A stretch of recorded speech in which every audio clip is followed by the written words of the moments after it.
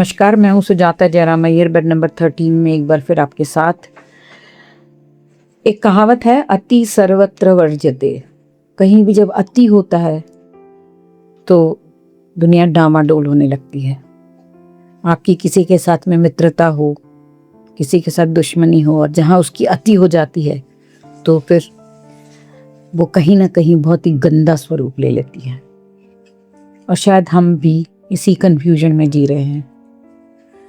हमें अति कहाँ हो रही है यही समझ में नहीं आ रहा है।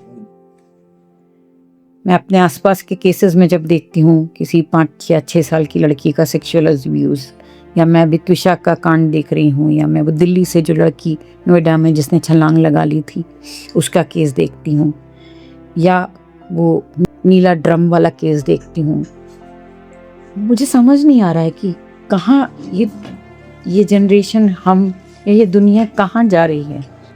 हम क्यों नहीं एक बैलेंस बना पा रहे हैं अपनी ज़िंदगी में।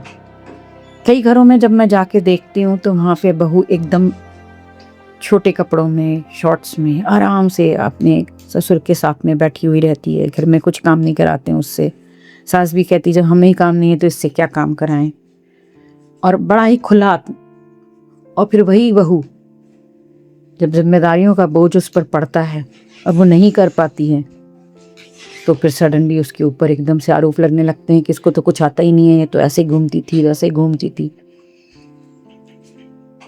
घर में जब बेटियां रहती हैं अपने बॉयफ्रेंड्स घर पे लेके आती हैं तो हम माँ बाप समझते हैं कि आजकल का ज़माना है, जेनजी है, वो तो लाएंगे ही घर में नहीं लाएंगे तो बाहर मिलेंगी, तो उससे अच्छा है कि उनको हम लड़कों को घर में ही आने दें। ये लड़कों के घर में लड़कियां चली जाती हैं, गले में हाथ डालकर बैठे रहते हैं, एक दूसरे के कंधे से कंधे को मारते हैं, उचकाते हैं।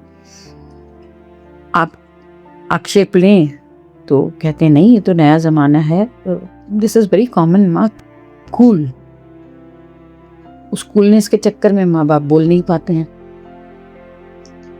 या कभी आपको लगे कि आज बेटा पी के आया है या थोड़ा सा कहीं स्मेल आ रही है, आप पूछें तो हाँ गया था, 1-2 पैग लिए थे, तो क्या हुआ। उसको भी अति नहीं समझ में आ रही है कि अति हो रहा है।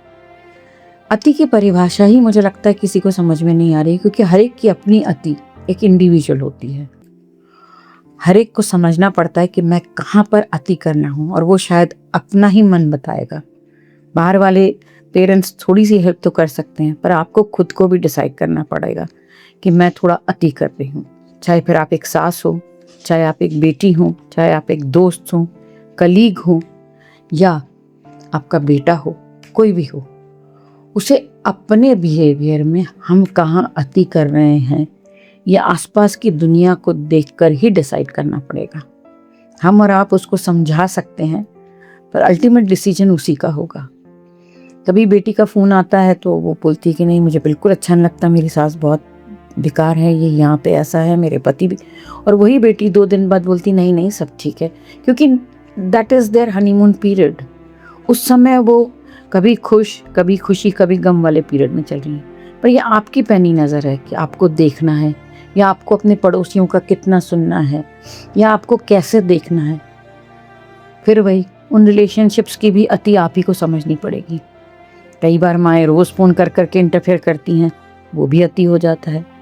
माँ को डिसाइड करना पड़ेगा कि उसको कितनी बात सुननी है और कितनी बात नहीं सुननी है।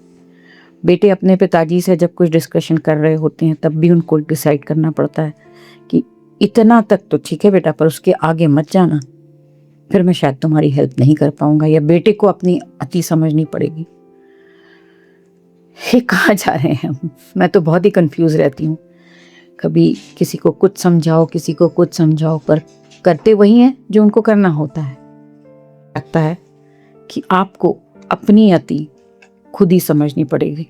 फिर चाहे आप माँ बाप हों, पति पत्नी हों, या जेनजी के नए लड़के लड़कियां हों, कहीं आराम से बैठकर थोड़ा सा अपने अंतर्मन को टटोल कर, अपने मी टाइम में जाकर अपने को एनालाइज करना पड़ेगा। उसके अलावा मुझे लगता है इस ज़िंदगी में जीने का और कोई तरीका नहीं हो सकता।